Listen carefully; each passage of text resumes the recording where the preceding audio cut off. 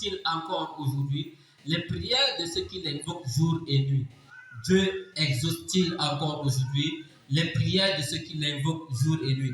Et je pense qu'avant de sortir de ces lieux, avant de sortir de ce séminaire, tu auras la réponse à ta prière. Tu auras la réponse à ta question, à cette question. C'est une question que beaucoup de personnes se sont posées après avoir traversé beaucoup de moments difficiles, après avoir traversé de longs moments dans la prière. Tu te demandes que, mais ce que je demande à Dieu depuis là, est-ce que la chose est la même marche? Quand les gens disent que j'ai prié, Dieu m'a exaucé là. Dieu les exauce même comment?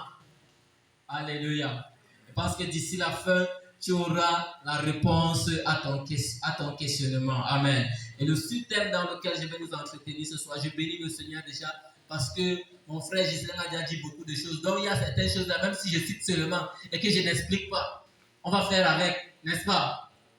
Alléluia. La prière sans le temps d'écoute de Dieu est dangereuse pour le chrétien. Amen. Note ça bien, la prière sans le temps d'écoute de Dieu est dangereuse pour le chrétien. Ça, c'est le sous-thème qui m'a été assigné. Amen. Gloire à Jésus. Je vais nous parler de quelque chose. Généralement, lorsque nous parlons d'exaucer, parce que ça c'est un terme capital, c'est un terme central même dans notre séminaire-ci. Lorsqu'on parle d'exaucer, qu'est-ce que ça veut dire? Lorsqu'on parle d'exaucer, qu'est-ce que ça signifie? Quelles sont les différentes ramifications et quelles sont les différentes branches de l'exaucement? Alléluia. Et lorsque nous nous rendons dans l'Ancien Testament, lorsqu'on parle d'exaucer, le mot hébreu qui a été utilisé pour exaucer, c'est Shema. Shema, c'est un mot hébreu et c'est de là qu'est tiré le nom Ishmaël. Amen. Donc, Ismaël que vous entendez chez les musulmans, là, ce n'est pas un nom musulman, c'est un nom biblique, c'est un nom chrétien. Ismaël, ça signifie que Dieu l'a entendu. Alléluia. Donc, ne pensez pas que Ismaël a fait un mauvais nom. Non, jamais. C'est Abraham même qui a donné ça. Et c'est Dieu qui lui a donné cette inspiration. Alléluia.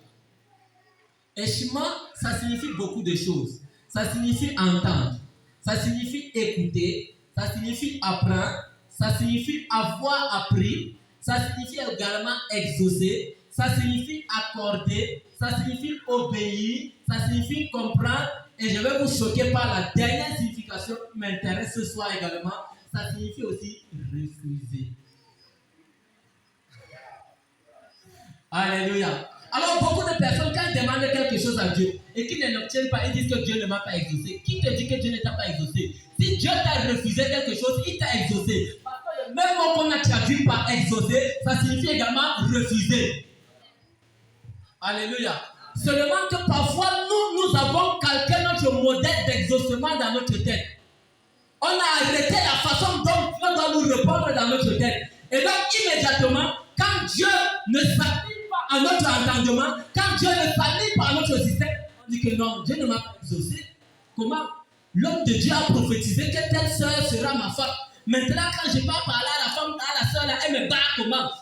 Dieu ne m'a pas exaucé. Hein? Frère, Dieu t'a exaucé. Alléluia. Parce que exaucer, dans son sens original, ça signifie également refuser.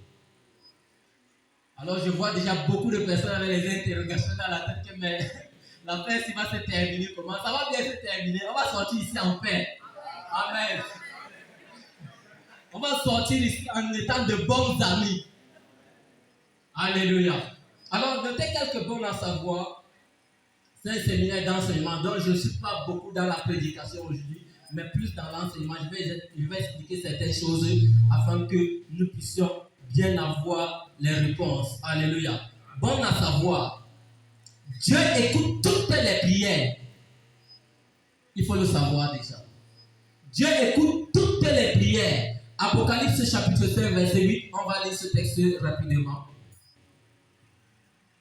Apocalypse chapitre 5, verset 8.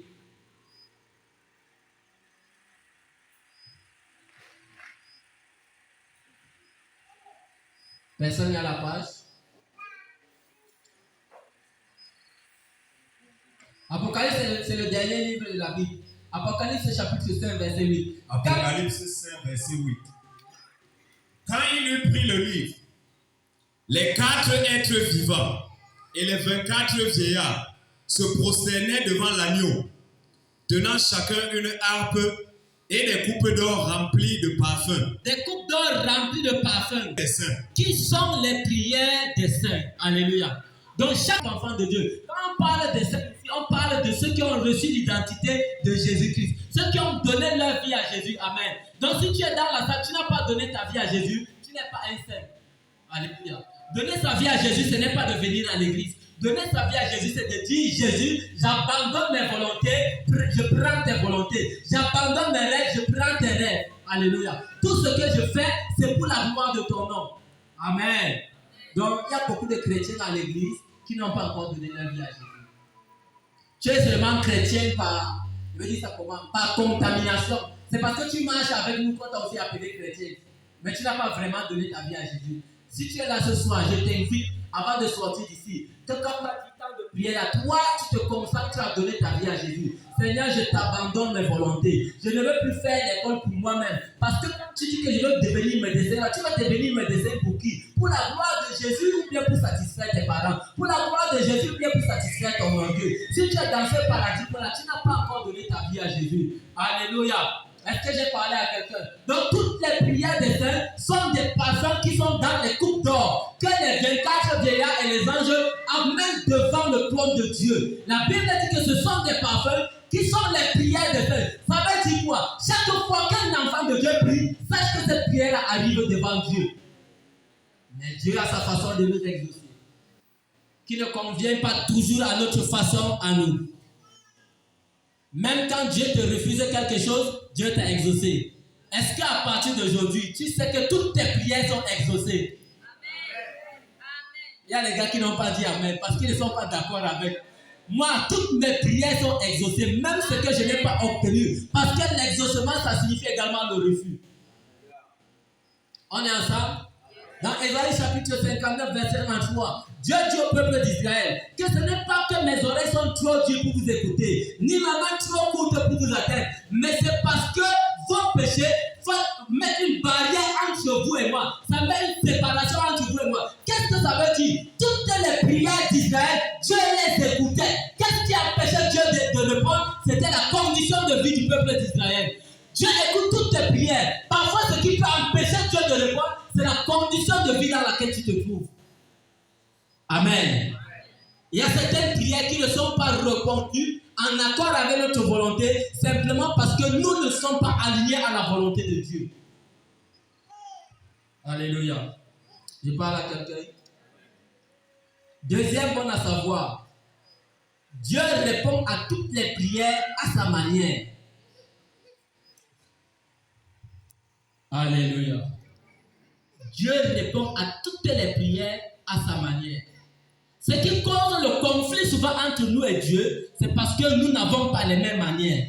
Il pouvait reprocher aux Israélites que leurs pensées sont corrompues. Leurs pensées ne sont pas les pensées de Dieu. Leurs traditions ne sont pas les choses de Dieu. C'est pourquoi il y a problème entre le peuple d'Israël et le Seigneur, l'Éternel.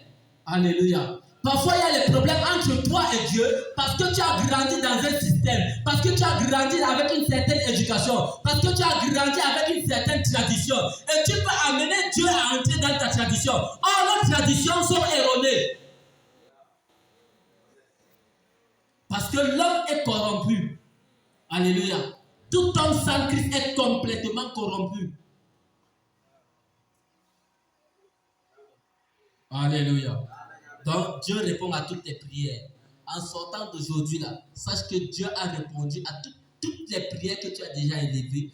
Dieu a déjà répondu à cela, mais seulement à sa manière. Alléluia. Parce que la manière de Dieu, souvent, c'est dans 5 ans. Pendant que nous voulons ça dans 1 an. La manière de Dieu, souvent, c'est dans 25 ans. Mais nous voulons ça dans 3 ans. Amen. Je prends un exemple. Si je dis à mon ami Barakel que tu es un grand homme de Dieu, c'est une vision du Seigneur, une vraie vision. Tu es un grand homme de Dieu. Je te vois voyager de pays en pays. Barakel n'a même pas le zèbre. Il va alors se lever devant là que Dieu l'a. Hein, mon frère. Non, il y a un processus. Il y a les voies par lesquelles il doit passer pour aller accomplir cela. Alléluia. Dieu n'appelle personne à son service sans avoir formé au préalable. En fait, je veux dire, Dieu n'expose personne en public sans l'avoir formé au préalable. Je dis qu'aller chercher partout personne. Dieu n'a jamais exposé quelqu'un qu'il a appelé à le servir sans l'avoir formé au préalable. Voilà, vous allez me dire que Jérémie était jeune. Jérémie a suivi la formation même s'il était jeune. Seulement que la formation de Dieu ne répond pas toujours au canon de la formation des hommes. Samuel a été formé au pied d'Élie. Alléluia. Il a reçu une révélation une fois quand il était petit. Et puis après ça, vous avez encore vu Samuel donner quelle révélation. Samuel n'a plus donné d'autres révélations. Depuis que Dieu lui a parlé devant l'âge. Après là, Dieu ne lui a plus rien dit. Jusqu'à ce que Élie et tout le monde meurent. Et qu'il soit maintenant le souverain sacrificateur. Pendant tout ce temps, il était dans la formation. Pendant que tu es dans le temps de formation, tu peux recevoir des choses de Dieu. Dieu peut te donner des messages vrais. Tu peux même prêcher, faire des choses. Mais le moment pour que, avant que Dieu ne t'expose en public, tu vas subir une formation. Alléluia. Nous continuons. L'exaucement d'une prière dépend de nos intentions. L'exaucement d'une prière dépend de nos intentions. Dans Jacques chapitre 4, verset 3, la Bible dit que nous demandons, nous ne recevons pas parce que nous demandons mal. Parce que nous voulons satisfaire nos convoitises. Parce que nous voulons satisfaire les désirs de nos chairs. C'est la raison pour laquelle, lorsque nous prions, Dieu ne nous donne pas. Dieu nous exauce en nous refusant. C'est parce que nos intentions sont mauvaises. Nous voulons satisfaire les passions. C'est ce que la Bible dit. Chaque fois que tu pries pour satisfaire une passion, mon gars, tu es à côté de la plaque. Parce que dans les instructions de Dieu, il dit toujours à Timothée que fuis les passions de la jeunesse. Fais attention aux passions. C'est la passion qui a tué Samson. Samson pensait qu'il était trop performant. Hein? Les jeunes gens là. Samson pensait qu'il était trop performant. Si on ramène Samson dans le contexte de Samson ici chez nous, hein, c'est que Dalila était une grande influenceuse camerounaise, tiktokeuse. Alléluia. Samson voulait se vanter que je suis le seul gars qui fait trembler la plus grande tiktokeuse du Cameroun. Alléluia. Mais c'est ça qui l'a tué. Amen. C'était une parenthèse. Je passais seulement. Amen. Lorsque la mère de Anne demandait les enfants à Dieu pour dire aussi en Israël que moi aussi j'ai enfanté, que moi aussi, la femme, son mari s'appelait encore comment là? Elkana. Moi aussi, la femme d'Elkana, la première d'ailleurs, j'ai eu des enfants. Dieu ne lui donnait jamais les enfants. Dieu ne lui donnait jamais un enfant. Mais le jour qu'elle a changé son intention de prière, elle a dit, Seigneur, si tu me donnes un enfant, je te le donne. Il sera ton serviteur, il sera ton prophète. Dieu a exaucé directement. C'était la même prière. La prière n'avait pas changé. Le même sujet de prière. Le sujet de prière, c'était, je veux un enfant. Mais la première intention, c'était que je suis aussi une femme en Israël, je dois avoir des enfants. Je suis une femme mariée, je dois aussi enfanter. Je suis un serviteur de Dieu, moi aussi je dois faire les miracles. Seigneur, remplis-moi de ton nom, je vais faire les miracles. Rien pour toi. Mais le jour que tu vas dire, Seigneur, si un miracle se produit et que 10 000 âmes se convertissent, ce jour-là, mon frère, Dieu va te donner une notion qui n'a pas de nom. Parce que quand Dieu a donné Samuel à Anne, c'était un enfant qui n'avait pas de parler en Israël. 400 ans, les gens n'arrivaient pas à entendre la voix de Dieu. Quand Samuel est arrivé en Israël, oh mon Dieu, la voix de Dieu est devenue fréquente en Israël. Les prophéties n'étaient plus rares. Chaque fois que Samuel apparaissait quelque part, on savait qu'il venait avec un message. Quand Samuel venait dans une ville, tout le monde sortait que Samuel. Tu es venu chez nous, il y a quoi? C'est pourquoi il ne pouvait pas aller à Bethléem pour rien comme ça. Saül pouvait le tuer. Si Samuel part à Bethléem, c'est qu'il allait avec un message. Qu'est-ce que Samuel va aller donner à Bethléem? C'est pourquoi Dieu veut masquer et dit que bon, on va organiser un sacrifice. Dieu fait souvent des choses comme ça pour nous protéger, pour protéger nos vies. Alléluia.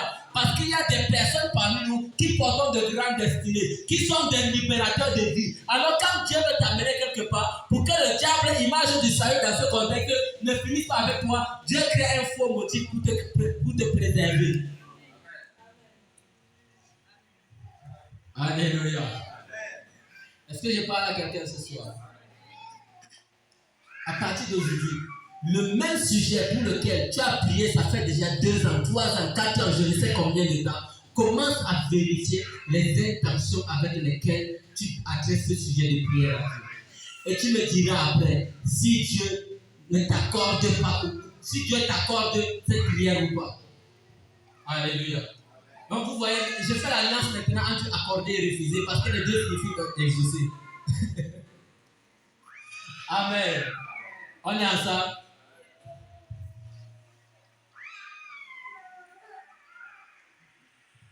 Dernière bonne à savoir que j'ai noté, c'est que tu peux prier ici et Dieu répond ailleurs.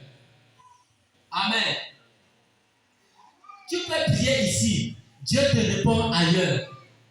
Parfois parce que les gens veulent toujours prier et que l'exaucement tombe ici, là, à côté d'eux, chez eux. Amen. Tu peux prier ici, Dieu donne ça ailleurs. On est d'accord? J'explique. Voici Paul qui est en train d'aller à Damas. Acte chapitre 9. Il rencontre le Seigneur. Qui es-tu, Seigneur? Que veux-tu que je fasse? Dieu donne l'exaucement à Damas chez Ananias. Jésus est là devant lui. Jésus ne pouvait pas lui répondre. Jésus ne lui répond pas là. Jésus dit que ton exaucement se trouve là-bas. Tes yeux qui ont été fermés là, il y a quelqu'un qui va ouvrir. Le service que tu veux faire pour moi, c'est la raison de ta question. Qui es-tu, Seigneur? Que veux-tu que je fasse là?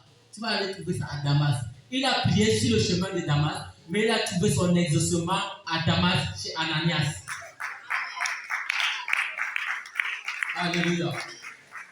Le centenier, il est devant Jésus, dit un seul mot, je sais que mon serviteur sera guéri. Est-ce qu'il a été guéri là? Son serviteur était à la maison. Il a prié ici, l'exaucement s'est manifesté à la maison.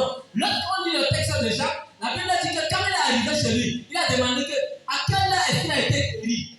On lui a dit vers 13h, la 7e heure du jour. Alléluia. Il dit que c'est exactement à l'heure à laquelle Jésus a dit que ta foi l'a sauvé. Alléluia. Jésus a dit ça d'une certaine façon. Il a dit que dans tout Israël, je n'ai jamais trouvé un homme qui a une telle foi. Amen. On est ensemble. Voilà, j'ai fini avec le bon à savoir. Il nous reste 30 minutes. Amen. On va accélérer. Je pense que j'ai dit des choses très importantes et les plus essentielles. Mais je ne suis même pas encore vraiment entré dans mon thème. Parce que mon thème n'est pas compris. Amen. C'est facile à comprendre. Alléluia. Mais il fallait que tu comprennes ces choses-ci là. Parce que c'est ça qui pose les fondements et les bases de la prière. Beaucoup de personnes sont frustrées par la prière parce qu'ils pensent que Dieu ne les exauce pas. Beaucoup de personnes abandonnent la prière parce qu'ils se disent que j'ai déjà tellement prié et Dieu ne m'exauce pas. Pourquoi continuer encore à prier? Aujourd'hui, tu connais déjà quelques éléments. N'arrête pas de prier. Recommence ta vie de prière. Je suis en train de parler à quelqu'un ici qui a été frustré par la prière. Recommence ta vie de prière. Relève-toi. Commence à te battre. Commence à battre le fer. Dis Seigneur, je change mes intentions et je recommence à prier. Alléluia. Les aptitudes à développer pour écouter Dieu. Parce que nous sommes en train de parler du temps d'écoute. Du temps d'écoute. Les aptitudes à développer pour écouter Dieu. Première aptitude à développer pour écouter Dieu, c'est de développer la patience pour entendre Dieu. Alléluia. Développer la patience pour entendre Dieu. Aujourd'hui, tu vas trouver beaucoup de chrétiens. Il est capable de prier 10 heures du temps, mais il est incapable de s'arrêter 1 heure sans rien dire en train de s'attendre au Seigneur. C'est l'erreur que beaucoup de personnes commettent aujourd'hui. On est tellement prêt à prier, à parler. Alléluia. Parce qu'on n'a pas besoin de prendre tout un temps pour définir la prière. Nous savons tous qu'on définit la prière, communiquer avec Dieu, c'est la respiration du chrétien, c'est parler avec Dieu, etc. On connaît toutes ces définitions, n'est-ce pas? Maintenant, lorsque tu dis que tu pries, ça veut dire que tu es venu causer avec Dieu. Je m'imagine en train de causer avec mon frère Zacharie. Il dit que, ok, mon frère Zacharie, je suis venu parler avec toi. Tu vois, l'affaire de mon mariage là, je commence à parler. Je dis que la soeur là, je lui parle même, elle ne veut jamais m'entendre. Elle est têtue, change son cœur, Zacharie, change son cœur. Zacharie, moi je ne suis pas satisfait d'elle. Après 1 heure du temps que j'ai parlé à Zacharie va ouvrir seulement la bouche. Viens tourner le dos, je suis en train de partir. C'est comme ça que beaucoup de chrétiens font. On vient, on parle à Dieu. On ne s'arrête pas aussi pour entendre Dieu. On ne s'arrête pas pour s'intéresser à ce que le Seigneur pourrait nous dire. Beaucoup sont capables de parler pendant 3 heures du temps, mais incapables de rester silencieux pendant 15 petites minutes. Alléluia. Je vais vous choquer. Exode chapitre 24, verset 16 à 18. Donc, la personne qui trouvait lire seulement, elle n'attendait pas le micro. Parce que nous courons après le temps.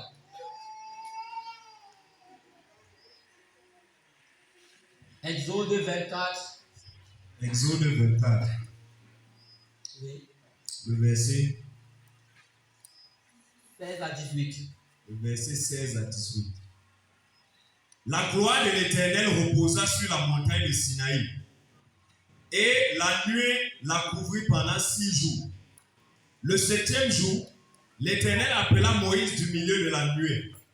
L'aspect de la gloire de l'Éternel était comme un feu dévorant sur le sommet de la montagne aux yeux des enfants d'Israël. Moïse entra au milieu de la nuée et il monta sur la montagne. Moïse demeura sur la montagne 40 jours et 40 nuits. Alléluia. La première des choses que j'aimerais que tu saches, c'est que ce n'est pas Moïse qui a écrit ce qu'on vient de lire là. Parce que si c'était Moïse, il allait parler comme Jérémie. L'Éternel me parlait à je. Mais on parle de Moïse à la 3e personne. Alléluia. Donc, voici, on nous raconte comment Moïse se rendait dans la présence de Dieu. Parce que quand on lit là, c'est-à-dire, il y a tellement de raccourcis dans les événements. On a l'impression que c'est du tic-au-tac. Non, ce n'était pas du tic-au-tac. Moïse était dans la présence de Dieu. Il a fait le tic autour de la montagne pour que le peuple ne monte pas. Il est monté avec les anciens. Étant monté avec les anciens, ils se sont arrêtés quelque part, ils ont mangé. Après, Dieu lui a dit, avance encore. Les anciens sont restés, lui il est monté avec Josué. Alléluia. Josué aussi va s'arrêter quelque part. Quand Moïse donc arrive dans la présence de Dieu, avant que Dieu ne lui dise quoi que ce soit, 6 jours de silence se sont écoulés. Sans que Dieu ne dise rien à Moïse. Moïse était là assis, en train d'attendre. 6 jours. On dit, le 7e jour, l'Éternel appela Moïse du milieu de la montagne. Alléluia. Les 6 autres jours, ils étaient où? Qu'est-ce qui se passait? Amen. Donc, quand le texte dit que de tous les hommes, c'est un homme qui ont été sur la terre, Moïse est le plus patient.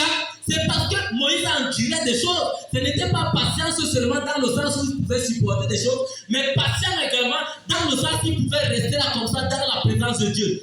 1 jour, 2 jours, 3 jours, 4 jours. J'imagine un frère aujourd'hui là, il veut faire une retraite. Il dit que bon, il va faire une retraite de 3 jours. Hein? Je vais faire une retraite de 3 jours. Si le Seigneur ne me parle pas, après ça, je ne vais plus jamais faire de retraite. C'est que mon frère, si c'était toi, Moïse, on n'est pas sauvé aujourd'hui. Je te dis la vérité, si c'était toi, Moïse, non, c'est que le salut n'arrivait pas chez nous aujourd'hui. Parce que quand, après 3 jours, tu dis que bon, ma retraite est finie, tu sors. On va faire comment du 4e jour, du 5e jour, 6e jour, jusqu'au 7e pour que Dieu commence à parler.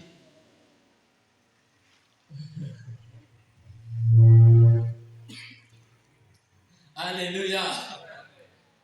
Moi-même, j'ai lancé, voilà. Développer un temps de patience dans la présence de Dieu. Une attitude de patience. Frère, aujourd'hui, beaucoup de personnes disent que bon, j'ai un tel sujet de prière. Je vais prendre une retraite de 7 jours pour parler à Dieu. Et si après 7 jours, Dieu ne te parle pas, tu vas faire comment? Tu vas traiter mon Dieu de menteur. Tu vas traiter mon Dieu de silencieux. Est-ce que Dieu qui t'a dit fais une retraite de 7 jours, ou bien c'est toi qui as décidé de faire une retraite de 7 jours? Si tu fais une retraite de 7 jours, et pas le Seigneur ne t'a pas parlé, parce que ce n'était pas Dieu qui était l'auteur de cette retraite de 7 jours. Parce que si c'est Dieu qui t'a appelé, il va te parler même au 8e jour. Donc il y a des retraites que lorsqu'on commence à les faire, on connaît seulement le début, on ne connaît pas le temps de la fin. Parce que tu ne connais pas l'instant où Dieu va commencer à te parler. Il y a des retraites qu'on fait, on ne détermine pas la fin. Est-ce que je parle à quelqu'un? 21 jours de jeûne. Daniel n'avait jamais prévu faire 21 jours de jeûne. Hein? Daniel n'avait jamais prévu faire 21 jours de jeûne. Dès le premier jour, il était exaucé. Mais il y avait une bataille dans les cieux. L'ange a été bloqué. Et Daniel a dit, bon, comme je n'ai pas vu l'exaucement, je vais continuer. Et ça arrive jusqu'à 21 jours. Ça pouvait s'arrêter à 19. Ça pouvait arriver à 22. Mais nous, aujourd'hui, bon, je veux faire 21 jours de jeûne et de prière. Vous savez, le seul jeûne dans la Bible qui a été déterminé au préalable, c'était le jeûne d'Esther. On va faire 3 jours. Et qu'est-ce qui vous dit que Esther n'a pas été inspirée par le Saint-Esprit qui fait 3 jours? Alléluia. Donc, n'entrez pas dans les imitations seulement. Comme le pasteur Marcel a fait Alpha 40, moi aussi je vais faire 40 jours. Comme le prophète Joël Tato a fait Anouka 40 jours, je vais aussi faire 40 jours. Frère, il peut même y avoir toute une année où tu ne jeûnes pas. Je ne suis pas en train de combattre le jeûne. Donc, si je vous raconte comment j'ai jeûné ici dans ma vie et comment je jeûne, alléluia. Mais je suis en train de parler d'un jeûne par l'Esprit de Dieu, accompagné d'un temps où on s'assoit pour entendre Dieu. Et pendant 40 jours, après ce temps-là, où Dieu a éprouvé Moïse, parce que Dieu voulait aussi voir Moïse, est-ce qu'il va se décourager un peu ou pas? Parce que quand les gars arrivent dans le Deutéronome, Dieu leur donne toute la raison pour laquelle ils ont duré dans le désert.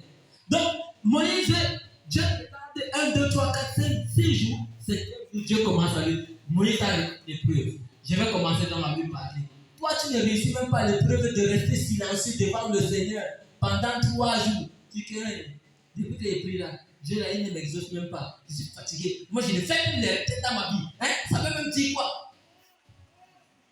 Frère, c'est parce que tu es impatient. Et Dieu n'aime pas l'impatience. Dieu n'aime pas traiter avec les gens impatients. Si Daniel était impatient, c'est que Israël était encore à Babylone aujourd'hui. Après 21 jours, il a persévéré. Si le 21e jour, Daniel n'avait pas l'exaucement, Daniel allait continuer 22 jours. Et on n'allait pas parler aujourd'hui des jeunes de 21 jours, on allait parler des jeunes de 22 jours. Alléluia. Toi, tu vas nous inventer ta part de jeune quand? On va dire le jeune de Bénédicte quand? Le jeune de Matthieu, on va dire ça quand? Alléluia. Jésus a jeûné 40 jours, 40 nuits. L'apôtre Alexandre Joseph Babalola a jeûné 51 jours. À sec, 51 jours et nuits, sans manger, sans boire de l'eau. Donc il n'y a aucun texte biblique qui dit que chaque homme de Dieu qui doit faire 42 jours. Non, non, non. Lui a fait 51 jours. C'est parce que Dieu l'avait aussi amené là-bas, n'est-ce pas? Alléluia. Mais ça, même si je m'arrête ici, il a dit ce qu'il fallait dire. Ou bien l'apôtre. Alléluia. Deuxième chose, c'est de faire de toutes sortes de préjugés que l'on a calés dans nos têtes. Alléluia. Lorsque tu veux écouter Dieu, il faut te défaire de toutes sortes de préjugés que tu as dans ta tête. Il faut sortir de la religion.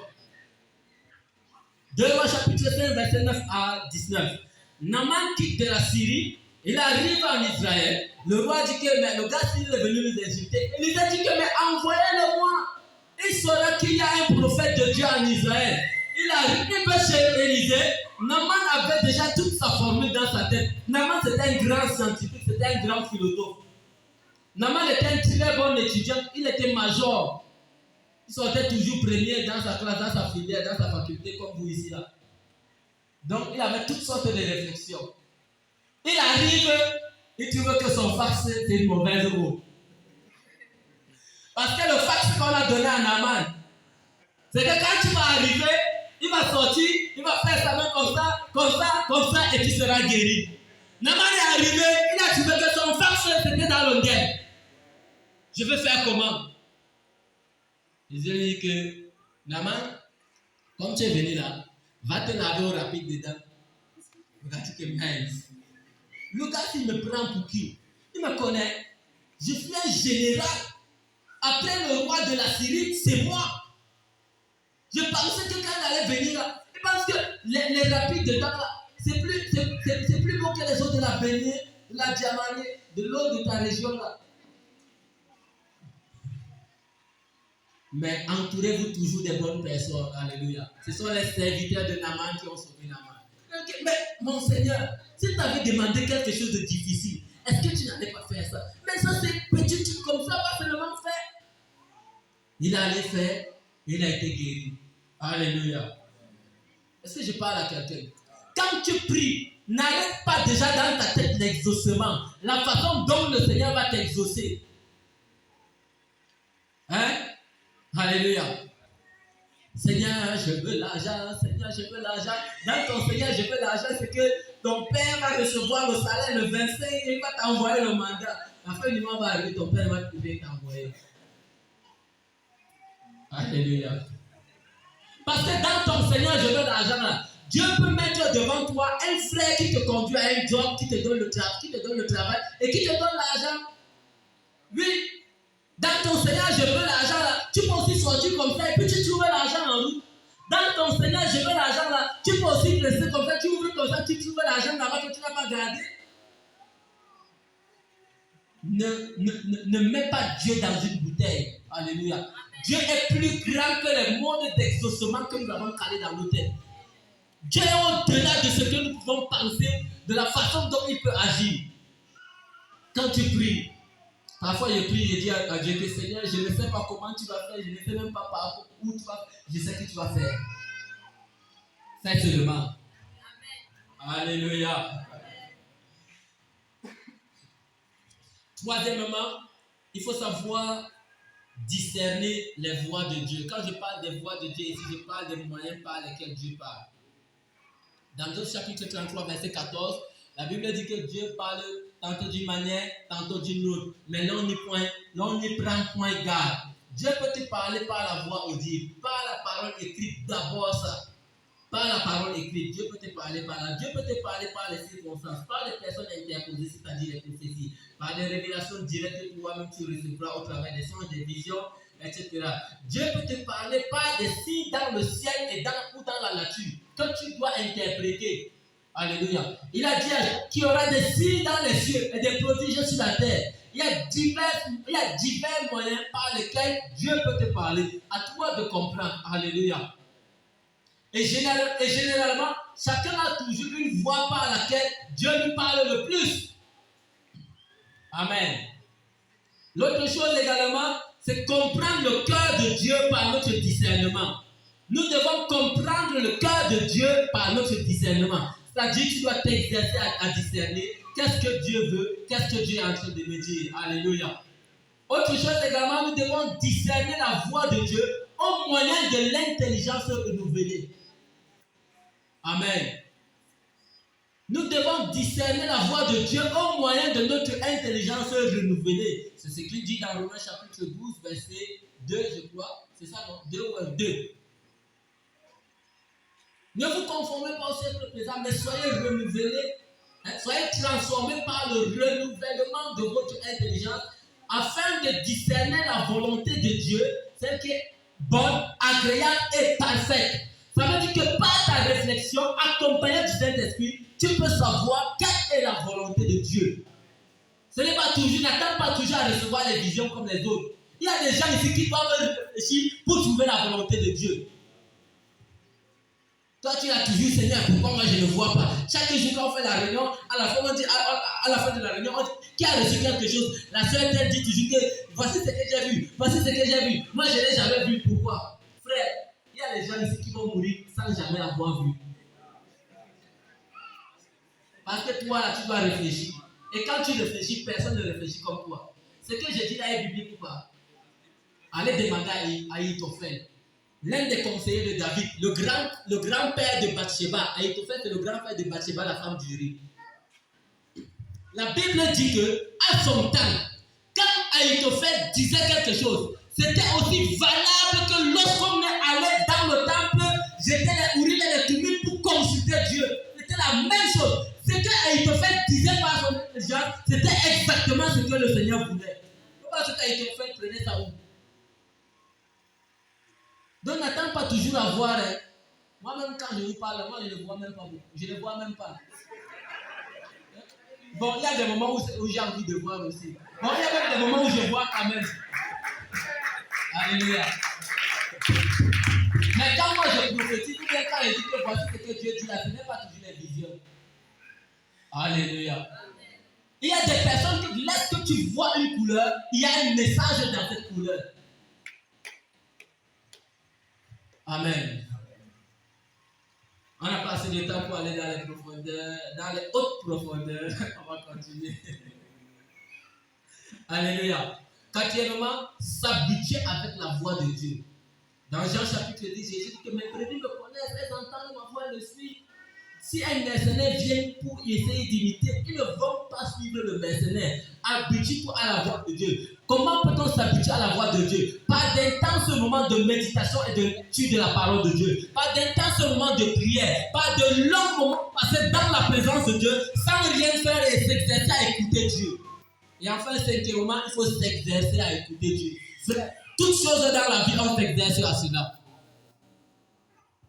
Vous pensez que le prophète Zacharie, la façon dont il prophétise aujourd'hui, c'est la même façon dont il prophétisait quand Dieu se révélait à lui?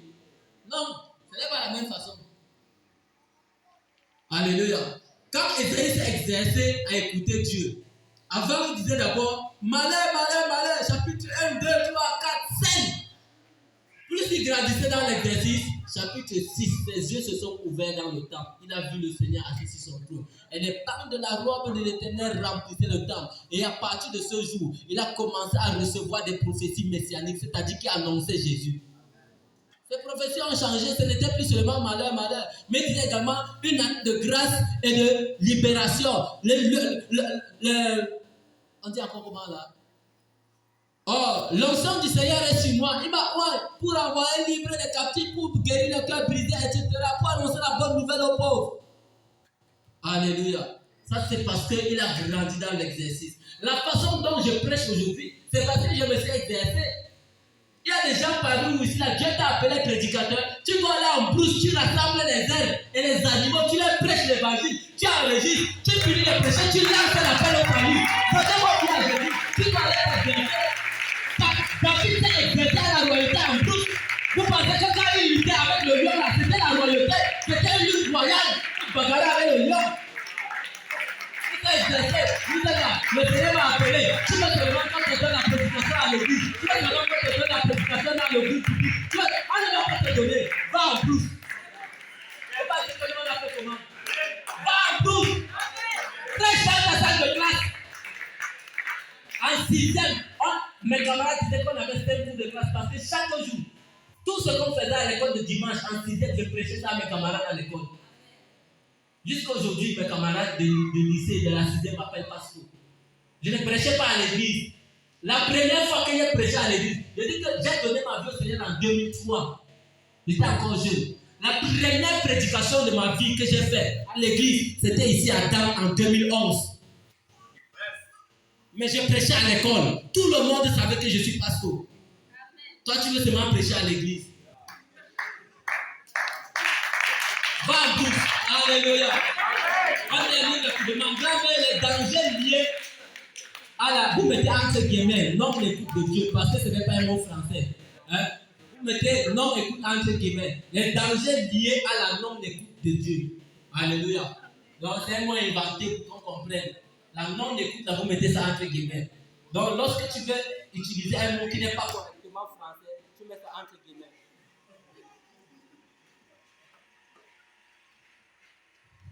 À la non-écoute de Dieu. On va y aller rapidement, c'est pas beaucoup, c'est pas compliqué comme je disais tout à l'heure. Premièrement, premier danger, finir sa vie sans accomplir notre destinée de manière partielle complète. Lorsque tu n'écoutes pas Dieu, tu pries seulement, tu ne t'attends pas à ce que le Seigneur te parle, tu risques de finir ta vie sans accomplir ta destinée. Alléluia. David écoutait le Seigneur, il a accompli sa destinée. Salomon, à un certain moment, Salomon n'écoutait plus Dieu. Vous avez vu comment Salomon a terminé son règne. Alors qu'il y avait de grandes promesses dans la vie de Salomon. Il y avait tellement de prophéties sur Salomon. Parce que beaucoup de prophéties que Dieu avait données à David devaient s'accomplir dans la vie de Salomon. Salomon devait maintenir Israël uni. Salomon devait maintenir le trône dans la maison de David. Mais il a divisé le trône parce qu'il n'écoutait plus Dieu. Il écoutait ses nombreuses âmes. Ces nombreuses petites âmes. Il les écoutait. Et à chacun, il a bâti un hôtel. Aujourd'hui, il n'est pas adoré avec tel. Demain, il n'est pas adoré avec tel. Après-demain, avec tel. Ce qui faisait que Salomon se retrouvait environ 3 âmes. Hein? Non. 1000 nations divisées 1000 par 3, ça donne 3 quelque chose d'espoir. Donc, l'année, c'est 365 jours. Non? Donc, Salomon terminait toute une année où il adorait un Dieu par jour. Pendant toute une année. Parce que 1000 femmes, ils devaient adorer le Dieu de chacune d'entre elles. La Bible dit que c'est ça qu'il a égaré de Dieu. Il n'écoutait plus Dieu. Alléluia. Prends le temps pour écouter soigneusement le Seigneur. Sinon, tu risques de pas bien finir. Amen. Deuxième chose, la mort précoce. Si tu n'écoutes pas bien Dieu, si tu ne prends pas du temps pour écouter Dieu, tu risques de mourir précocement. Allez demander au jeune prophète dans 2 Rois 13. Le Seigneur lui a parlé, il a allé, il a fait. Après, il est en train de rentrer, on vient lui parler, il ne prend pas le temps d'écouter Dieu. Parce que c'est un soi-disant prophète qui lui a parlé. Il n'a pas pris le temps d'écouter Dieu, sa destinée a été écoutée, là. Qui sait les choses que le Seigneur avait prévu de faire davantage avec lui? Qui sait ce qu'il devait encore annoncer? Mais il s'est arrêté, son ministère s'est arrêté à une seule prophétie nationale. Une seule. Et c'est terminé là-bas. Parce qu'il n'a pas pris le temps d'écouter Dieu. Alléluia. C'est le manque d'écoute également qui a causé la mort de la plupart, sinon presque tout le monde, dans le désert. Ils n'ont pas écouté Dieu. Ils sont allés, ils ont dit que le pays là-bas nous tuer, ça va finir avec nous. Ils sont revenus, ils ont dit, maintenant on se répand, on va repartir. L'Éternel dit que ne partez pas. Il dit que non, Seigneur, on va partir. Ils sont partis, on les a massacrés. Alléluia. Et les gars ont erré dans le désert. Dans le désert. Au lieu de 40 jours, c'est devenu 40 ans. Amen. Troisième point. Lorsque nous n'écoutons pas Dieu, nous allons marcher hors de la volonté de Dieu et dans la chair. Si tu n'écoutes pas Dieu, tu vas marcher hors de sa volonté, tu vas marcher dans la chair. Je n'ai pas besoin d'expliquer longtemps. Avant-dernier point, lorsque nous n'écoutons pas Dieu, on va l'accuser à tort et à travers sur les choses qui nous arrivent. Si tu n'écoutes pas Dieu, tu vas accuser Dieu à tort et à travers sur les choses qui t'arrivent. Alléluia. Un jour, Gédéon a voulu accuser le Seigneur. Mais si tu es toujours notre Dieu, où sont tous les prodiges que nos pères nous ont racontés? Machin, ceci. Le Seigneur lui dit que tout cela vous est arrivé parce que vous avez abandonné mes voies. Et j'avais dit ça à tes grands-parents depuis, que si vous abandonnez la loi de l'Éternel, vous serez déportés, vous serez attaqués, vous serez assujettis à vos voisins, etc. C'est pour ça que ça vous arrive. Il a accusé Dieu que tu as dit que tu es un Dieu des miracles, tu t'es révélé à nos parents comme un Dieu des miracles, tu faisais les miracles. Pourquoi nous aujourd'hui on ne voit pas les miracles? Petit, arrête-toi. Alléluia. Il y a des gens ici là que Dieu va dire, petit, arrête-toi. Ce qui t'arrive là, c'est ta faute entièrement. Parce que tu as seulement écouté une partie du message, tu n'as pas écouté la suite. Le Seigneur a dit que je serais grand. Il a dit que je serais ceci. Je serais un enseignant d'université. Oh ma chère. Dès que tu fais le master 2 fois, tu dis que hey Seigneur, tu m'avais menti. Mais est-ce que tu es resté écouter la partie où Dieu t'a dit que mais tu vas redoubler 2 fois? Parce que quand il parlait à Abraham, il a commencé à dire tout ça ils vont posséder, mais 400 ans d'esclavage dans un pays étranger. Si Abraham n'avait pas écouté la partie là, on allait traiter Dieu de quoi? Écoute tout le message que le Seigneur est en train de te donner. Alléluia. À partir d'aujourd'hui, il y a des gens que dans tes 3 heures de prière, là, tu pries 15 minutes. 2h45, là, tu t'exerces à écouter Dieu.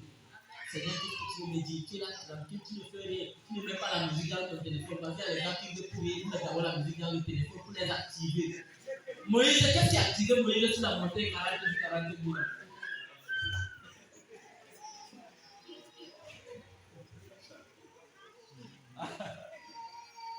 Alléluia. Il y a des moments où tu dois te couper de tout ton téléphone, mode avion. Alléluia. Ce n'est pas le mode avion que les influenceurs camerounais ont lancé. Moi, je faisais déjà le mode avion depuis. Quand je viens dans une rencontre comme celle-ci-là, dès que j'entre, je mets mon téléphone sur mode avion.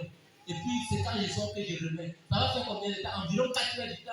Donc, les 2 heures que les influenceurs camerounais font, c'est rien.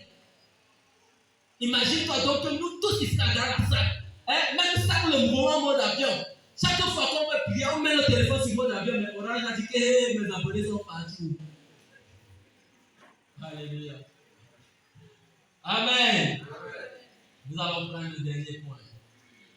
Si on n'écoute pas Dieu, on va écouter le diable. Écris ça bien.